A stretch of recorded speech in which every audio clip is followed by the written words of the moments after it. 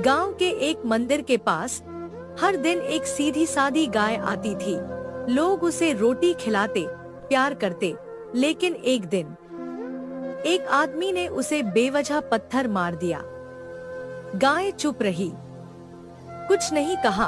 अगले ही दिन उस आदमी की दुकान बंद हो गई।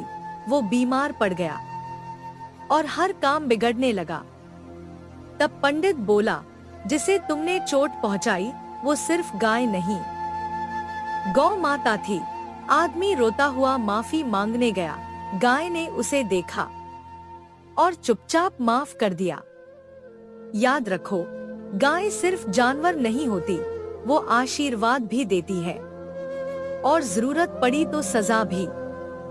अगर ये कहानी दिल को छू गई हो तो वीडियो को लाइक जरूर करना।